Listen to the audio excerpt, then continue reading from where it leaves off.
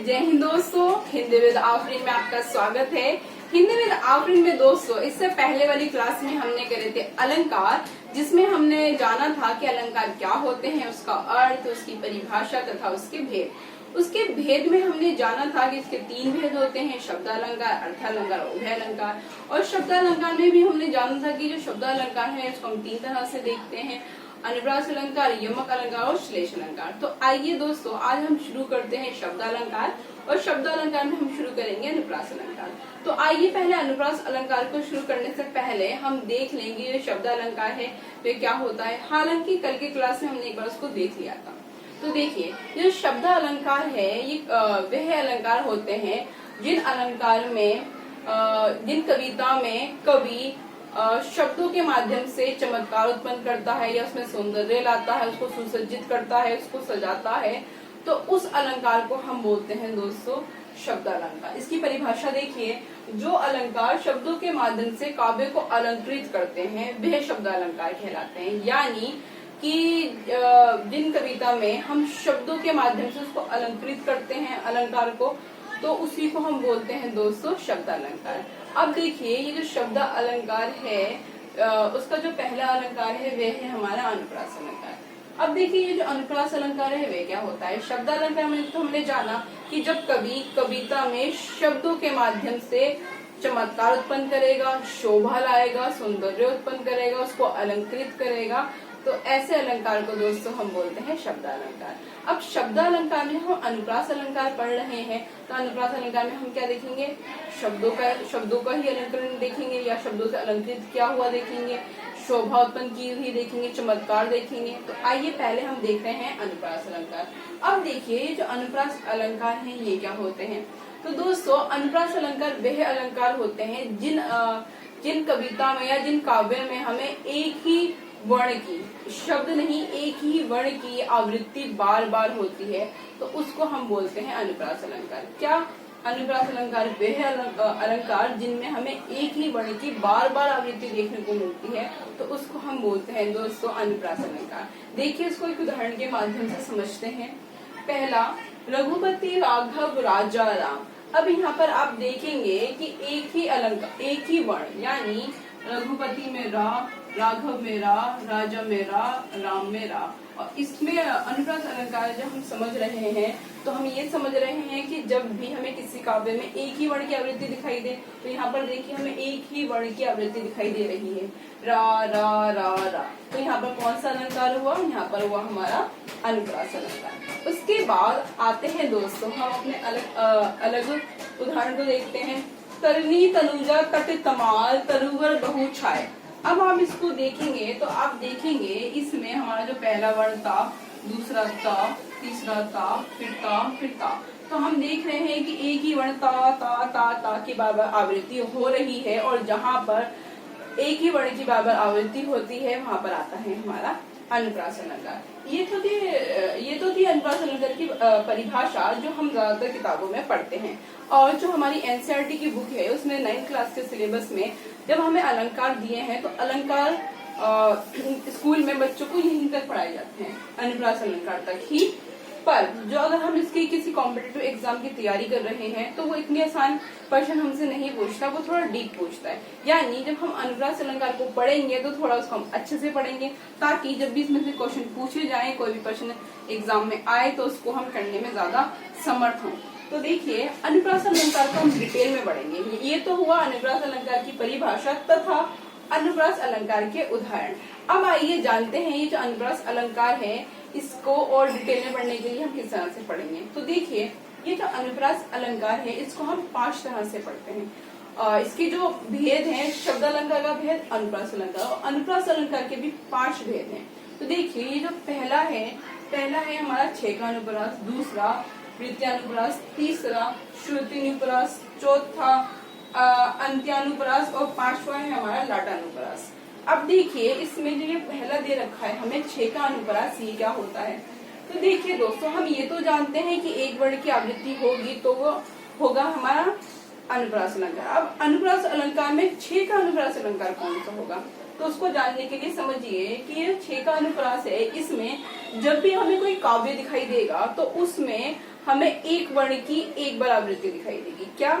जब भी हम कोई काव्य पढ़ेंगे, कोई पंक्तियां पढ़ेंगे, तो उसमें हमें एक वर्ण की एक बार आवृत्ति दिखाई देगी या अनेक वर्ण की भी एक बार आवृत्ति दिखाई देगी। अब देखिए, इसको उदाहरण से समझते हैं। हमें पहला उदाहरण दिया है, इस करुणा कलित हृदय में अब विकल रागनी बजती है। तो यहाँ पर देखिए, हमें जो आवृत्ति दिखाई दे रही है, जो रिपीटेशन दिखाई दे रही है, वो देखिए का। तो यानी हमें जो का की जो आवृत्ति है वो एक बार दिखाई दी है। तो देखिए, और हमारे ठेका अनुप्रास में वो बोल रहा है, या तो हमें एक वर्ण की एक बार आवृत्ति दिखाई दे तो हमें दिखाई देगी का दो बार है। अब उसी के बाद हम अगला देखते हैं। तो ये हम जानते हैं कि हमारा अनुप्रास अलंकार है, और कौन सा? ठेका अनुप्रास अलंकार है।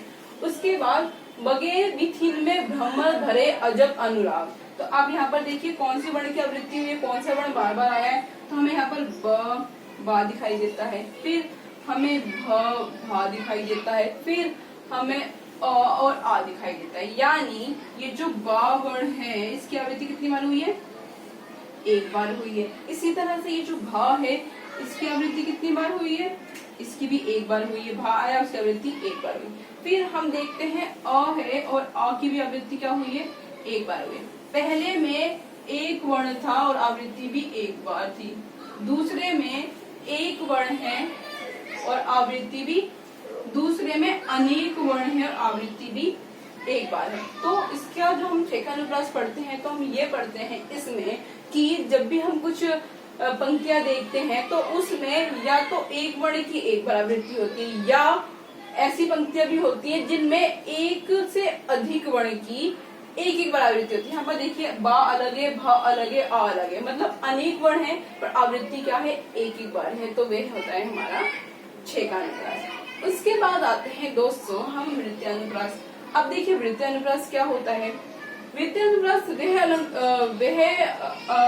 वृत्तीय अनुप्रास अलंकार वह अलंकार होता है जिसमें हमें एक वर्ण की एक से अधिक बार या अनेक वर्ण की एक से अधिक बार आवृत्ति दिखाई दे, तो वह होता है हमारा वृत्तीय अनुप्रास अलंकार। देखिए उदाहरण में, देखिए, चारू चंद की चंचल किरणें खेल रही थी जलथल में। अब यहाँ पर देखिए, हमारा जो शब्द बार बार आया है वर्ण, वो आया है चा। यानी क्या? एक बार नहीं आया, ये दो बार इसकी आवृत्ति हुई है।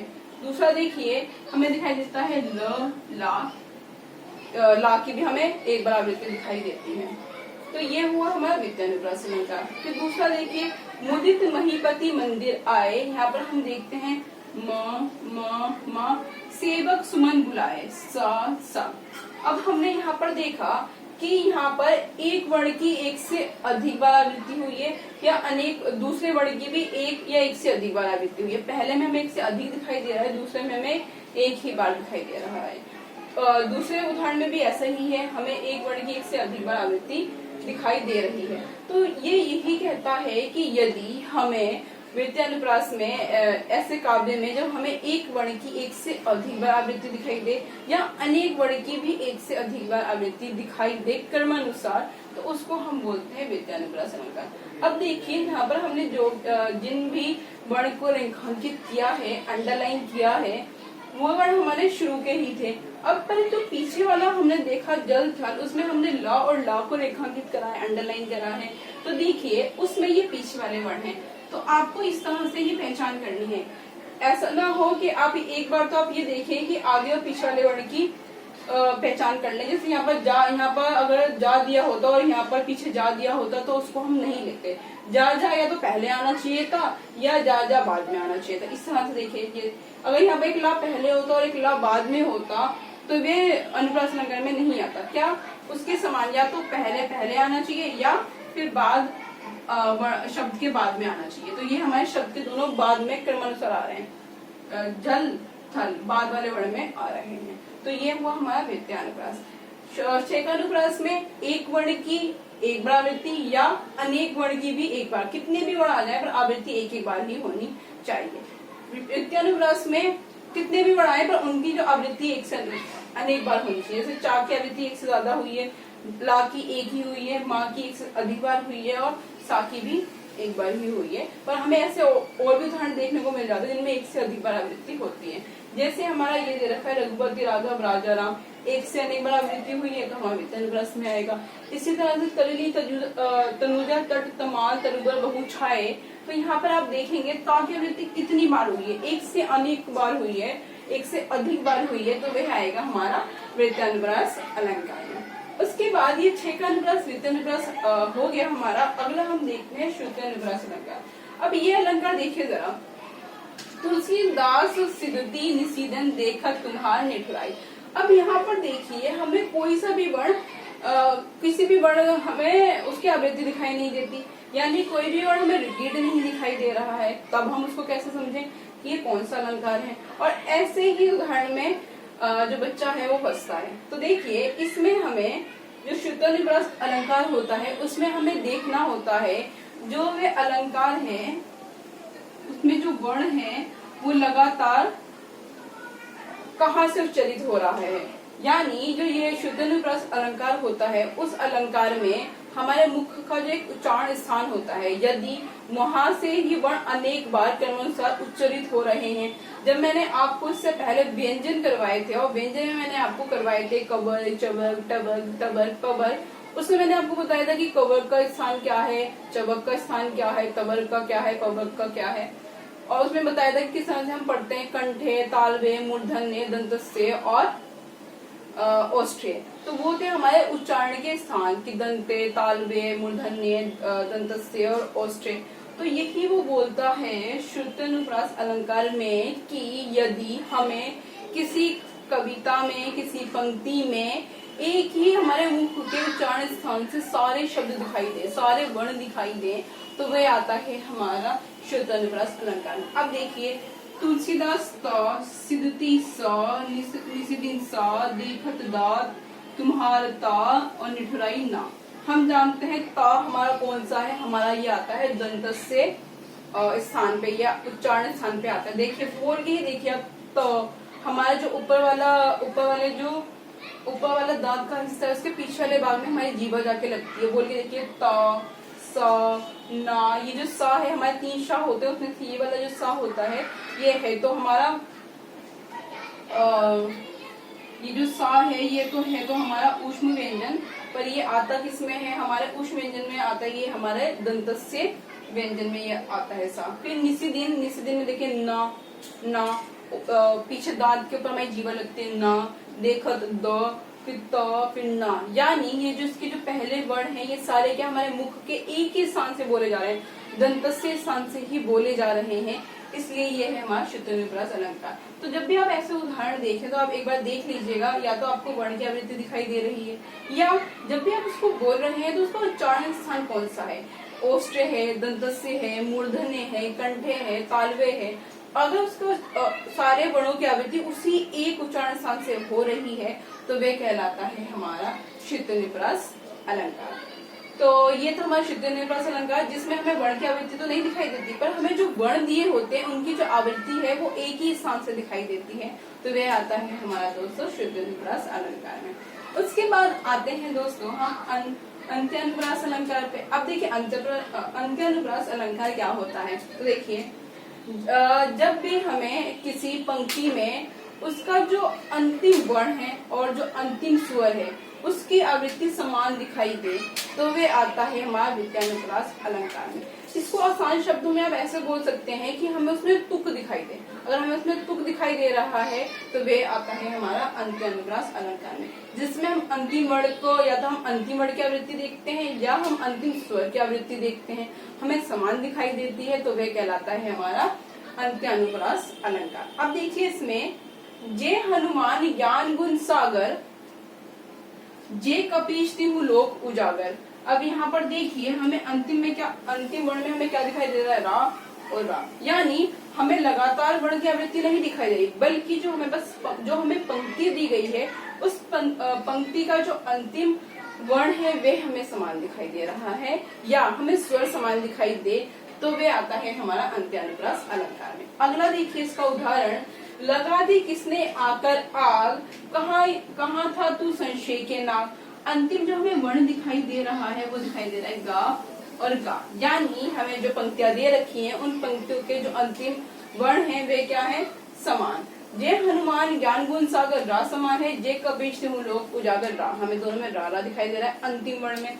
ऐसे हमें लगा दी किसने, आकर आग कहाँ था तू संशय के नाग। अब देखिए इसका जो अंतिम है उसमें भी हमें क्या दिखाई दे रहा है, गागा दिखाई दे रहा है, यानी हमें अंतिम वर्ण समान दिखाई दे रहा है, तो वे आएगा हमारा अंत्यानुप्रास अलंकार में।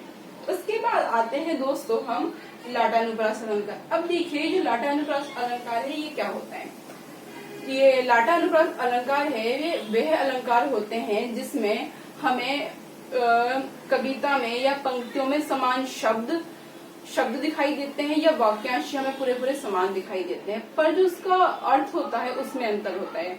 क्या लाटानुप्रास में हमें या तो शब्द समान दिखाई देते हैं या हमें जो उसके वाक्यांश है वो समान दिखाई देते हैं, पर जो उसका अर्थ होता है उसमें अंतर होता है। देखिए, पूत सपूत तो क्यों धन संचय, पूत कपूत तो क्यों धन संचय। यहाँ पर हम देख रहे हैं कि तो क्यों धन संचय, तो क्यों धन संचय पूरा समान दे रखा है, पंक्ति हमें पूत समान दे रखा है, बस हमें एक जो वर्ण है सा और का ये हमें अलग दिखाई देते हैं। तो देखिए इसका अर्थ क्या है, पूत सपूत तो क्यों धन संचय, सपूत यानी पूत के अगर उन्होंने सा लगा दिया है, सा क्या है हमारा उपसर्ग है और सा का अर्थ होता है अच्छा, यानी पूत अच्छा पुत्र, पूत सपूत यानी जो तुम्हारा अच्छा सपूत है, अच्छा पुत्र है, तो क्यों धन संचय, तुम्हारा पुत्र तो अच्छा ही है तो तुम धन क्यों संचय कर रहे हो, वो खुद ही कमा लेगा उसको।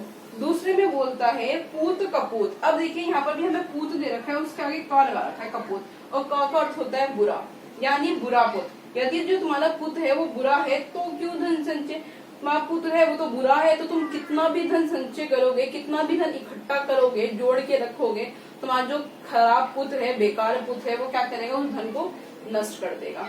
इसलिए तो तुम्हारे धन संचय करने का यानी तुम्हारा जो धन है उसको इकट्ठा करने का कोई फायदा नहीं है। पहली पंक्ति में तो कह रहा है तुम्हारा पुत्र अच्छा है तो तुम धन संचय करके क्या करोगे, वो खुद कमा लेगा।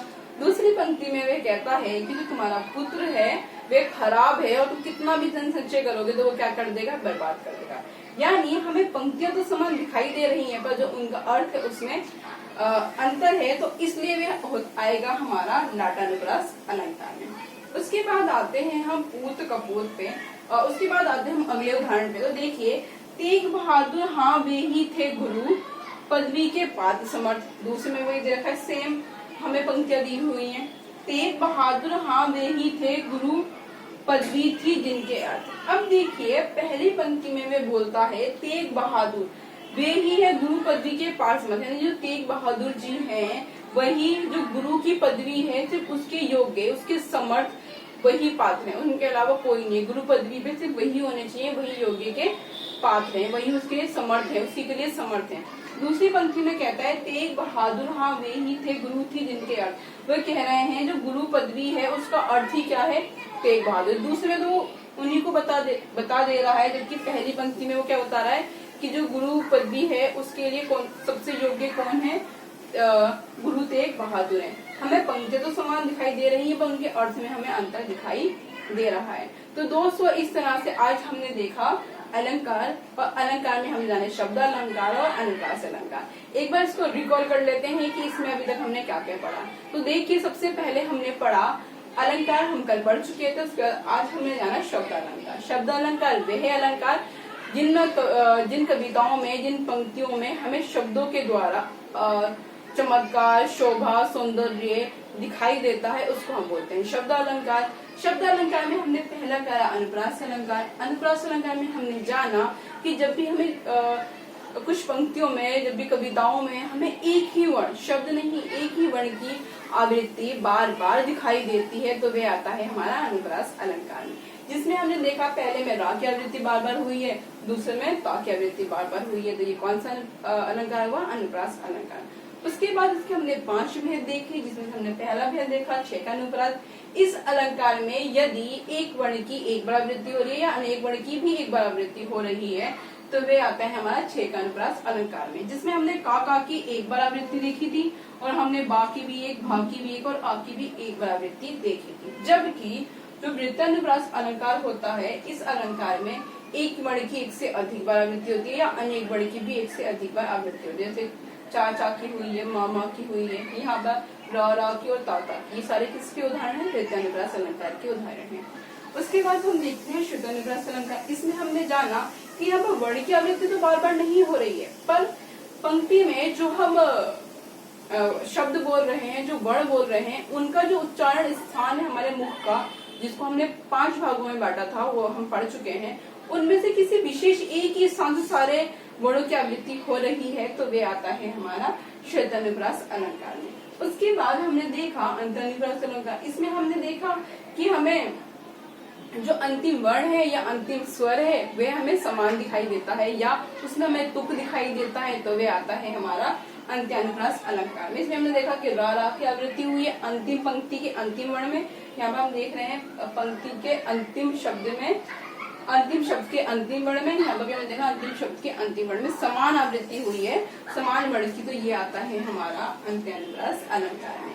उसके बाद आते हैं दोस्तों हम लाटानुप्रास अलंकार में। अब लाटानुप्रास अलंकार में हमने देखा कि हमें पंक्तियां और शब्द तो समान दिखाई देते हैं, पर उनके अर्थ में अंतर होता है, जिसमें से हमने इन दोनों पंक्तियों में जाना। तो दोस्तों आज की क्लास में इतना ही।